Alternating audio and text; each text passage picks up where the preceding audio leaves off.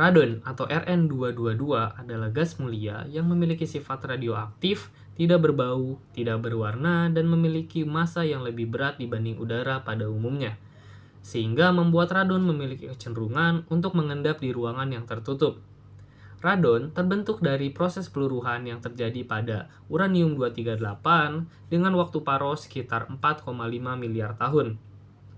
Proses peluruhan yang terjadi adalah sebagai berikut. Pada proses pertama, uranium-238 akan mengalami proses peluruhan alfa sehingga menghasilkan thorium-234. Pada proses kedua, thorium-234 akan mengalami peluruhan beta sehingga menghasilkan protactinium-234. Pada proses ini melibatkan konferensi neutron menjadi proton dan menghasilkan elektron. Pada proses ketiga, protactinium-234 akan mengalami kembali peluruhan beta sehingga menghasilkan uranium-234. Pada proses ini juga melibatkan konferensi neutron menjadi proton dan menghasilkan elektron. Uranium-234 akan mengalami peluruhan alfa sehingga menghasilkan thorium-230. Pada proses selanjutnya, thorium-230 akan kembali mengalami peluruhan alfa sehingga menghasilkan radium-226. Pada proses terakhir, radium-226 akan mengalami kembali peluruhan alfa sehingga menghasilkan radon-222 sebagai hasil akhir yang lebih stabil. Radon-222 yang dihasilkan akan dilepaskan dari batuan, air, tanah, ke udara. Namun, karena waktu yang dibutuhkan untuk radon lepas adalah 3,8 hari, sehingga membuat radon memiliki waktu yang cukup untuk berpindah ke ruangan yang tertutup dan menumpuk hingga kadar yang lebih berbahaya. Selanjutnya, cara pemaparan radon bagi manusia. Yang pertama itu infiltrasi tanah. Gas radon bisa masuk ke dalam bangunan lewat celah-celah yang ada di pondasi, lantai, dinding, atau pipa. Jadi kalau ada retakan kecil sekalipun, radon bisa merembes dan akhirnya terhirup oleh manusia di dalam rumah. Yang kedua itu air tanah. Radon juga bisa terlarut dalam air tanah, misalnya air sumur. Ketika air itu dipakai untuk mandi, mencuci, atau memasak, radon bisa lepas ke udara dan terhirup oleh kita. Yang ketiga itu udara luar. Radon yang keluar dari tanah dapat terbawa oleh udara di luar rumah. Lewat ventilasi alami, udara yang mengandung radon ini bisa masuk ke dalam bangunan dan menambah resiko paparan. Yang keempat itu bahan bangunan. Beberapa material bangunan tertentu seperti beton ringan, fosfogipsum, fly ash, atau bahan lain dengan kandungan Ra226 tinggi dapat menghasilkan radon. Radon dari material ini bisa berkontribusi pada paparan di dalam ruangan. Jadi, radon bisa masuk ke tubuh manusia lewat udara maupun air, baik dari tanah, air sumur, udara luar, maupun material bangunan. Faktor yang mempengaruhi konsentrasi radon dalam ruangan yaitu ada beberapa faktornya. Yang pertama ada faktor geologi. Radon berasal dari peluruhan uranium dan thorium yang terdapat di dalam tanah maupun batuan. Jenis batuan seperti granit, shale, dan material vulkanik biasanya memiliki kandungan radon lebih tinggi dibandingkan batuan lain. Selain itu, tanah yang berpori mempermudah gas radon bergerak menuju permukaan. Aktivitas geologi seperti gempa atau erosi juga dapat membuka celah baru sehingga radon lebih mudah masuk ke bangunan. Oke, selanjutnya itu ada ventilasi ruangan. Ventilasi ruangan juga berperan besar dalam menentukan kadar radon di dalam ruangan. Ruangan yang tertutup rapat dan sirkulasi udara minim akan menyebabkan radon terperangkap dan menumpuk. Sebaliknya, apabila rumah memiliki ventilasi yang baik, misalnya jendela, pintu, dan sistem exhaust fan, maka aliran udara dapat membantu menguraikan konsentrasi radon dengan mengeluarkannya keluar ruangan. Selanjutnya itu ada cuaca.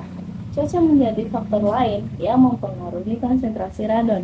Pada musim dingin, atau saat cuaca dingin, penghuni rumah cenderung menutup rapat pintu dan jendela sehingga ventilasi berkurang dan radon meningkat. Sebaliknya, saat cuaca hangat atau musim panas, pintu dan jendela lebih sering terbuka sehingga radon lebih mudah keluar. Perbedaannya, tekanan udara serta kelembapan juga mempengaruhi pergerakan gas dari tanah menuju ruangan. Oke, selain itu juga ada konstruksi bangunan. Konstruksi bangunan juga menentukan banyak radon yang masuk. Letakkan pada pondasi, lantai maupun dinding bawah tanah menjadi jalur utama pergerakan gas radon ke dalam ruangan. Semakin banyak celah pada struktur bangunan, maka semakin besar potensi akumulasi radon. Beberapa material bangunan seperti granit atau beton juga dapat melepaskan radon, meski jumlahnya relatif lebih dikit dibandingkan sumber dari tanah. Oke, selanjutnya itu ada bangunan bangunan yang dilengkapi dengan sistem mitigasi radon. Biasanya memiliki kadar radon yang lebih rendah. Sistem ini bekerja dengan cara menyedot gas radon dari bawah pondasi dan membuangnya keluar rumah sebelum sempat masuk ke dalam ruangan. Dengan demikian, keberadaan teknologi mitigasi terbukti sangat efektif dalam menurunkan risiko paparan radon bagi penghuni. Oke, yang terakhir itu ada aktivitas manusia di dalam ruangan. Di dalam rumah maksudnya. Di dalam rumah juga memengaruhi konsentrasi gas ini. Membuka pintu atau jendela, menyalakan kipas angin atau menyalakan AC dengan sirkulasi udara luar dapat menurunkan kadar radon karena terjadi pertukaran udara. Sebaliknya, rumah yang jarang ditinggali atau selalu tertutup rapat cenderung memiliki kadar radon yang lebih tinggi akibat minimnya sirkulasi. Proses penyebaran radon yang memicu adanya kanker paru-paru. Jadi, radon merupakan gas radioaktif yang berasal dari tanah atau batuan. Gas ini bisa masuk ke dalam ruangan dan dihirup oleh manusia melalui udara yang sudah terkontaminasi.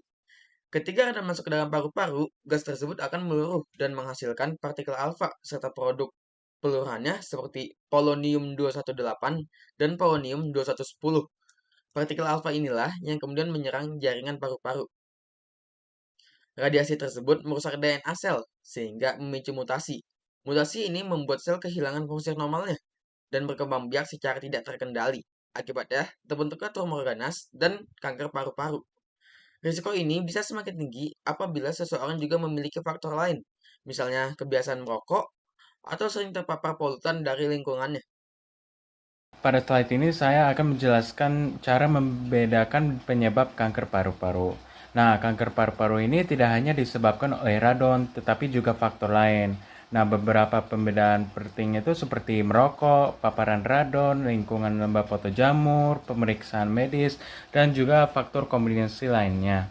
Nah, kalau merokok itu kayak tergantung kandungan nikotin, tar, dan zat karsinogen lain, merusak sel paru-paru. Nah, kalau paparan radon itu kayak umumnya pada individu yang tinggal di daerah dengan kadar radon tinggi, terutama di rumah tanpa sistem mitigasi.